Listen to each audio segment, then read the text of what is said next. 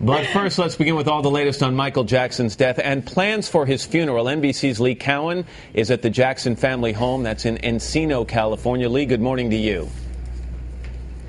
Well, good morning to you, man. Yeah, just the sheer scope of planning something like this is daunting, so much so that pulling it all together by Friday would be difficult at best. Sources are telling NBC News now that any kind of public viewing or memorial for Michael Jackson would likely now be pushed back sometime into the weekend. But for fans, it doesn't matter. They're already headed to Neverland, just in case. At Neverland Ranch, fans are already starting to gather, even if the memorial is still days away. I'm going to be staying in my car.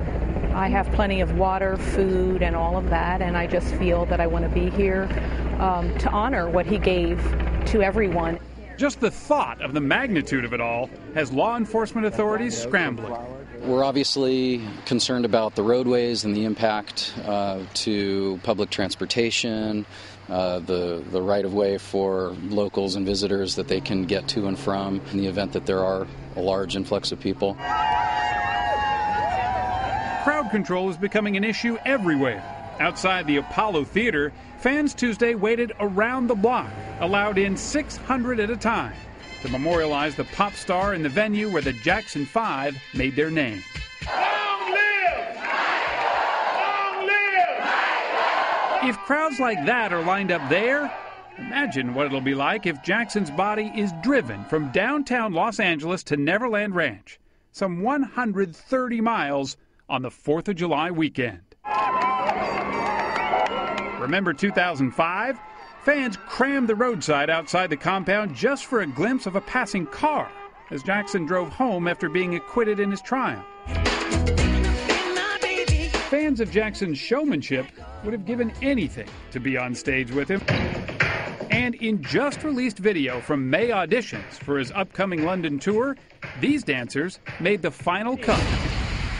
The video shows a very thin Jackson congratulating those who he'd be performing with, but the excerpt does not show any footage of Jackson actually performing.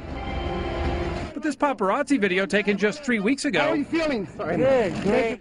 shows Jackson leaving a doctor's office in Beverly Hills, but he assured his fans he was feeling just fine. Meanwhile, Joe Jackson and the family are now said to be reviewing a document that Michael Jackson's attorneys tell NBC News was his last will, signed back in July of 2002. According to attorney John Branca, he is co-executor, along with Jackson's lifelong friend, John McClane. Sources say it lists as beneficiaries Jackson's mother, Catherine, and various charities. But it focuses especially on his 3 children, who for now, a court ruled, are under the guardianship of Jackson's mother. Debbie Rowe, the biological mother of 2 of those children, tells NBC News through her attorney that she remains grief-stricken, but to the extent that she must respond to court proceedings, she will, of course, do so at the appropriate time.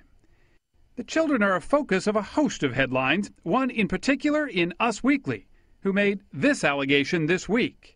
Michael Jackson is not the biological father of his 2 eldest children. Many sources have come forward and told Us Weekly that the actual father is Arnold Klein, who is Michael Jackson's longtime dermatologist. NBC News caught up with Dr. Klein, a Beverly Hills dermatologist who reportedly has links to both Jackson and Debbie Rowe, but he made no comment driving into his home. Doctor, can we talk to you? Now, late last night, a woman claiming to be Michael Jackson's former nutritionist came forward to suggest that Michael Jackson had been asking her, even begging her at times, to give him drugs that would help make him sleep. We talked to this woman last night, and she tells us that Michael Jackson specifically asked for one drug, Diprovan, a very powerful drug. She said she didn't even know what it was at the time, told him not to take it, but that drug, Diprovan, as well as another one, lidocaine, were both reportedly found in the home where Michael Jackson died last week. Meredith. All right, Lee Cowan, thank you.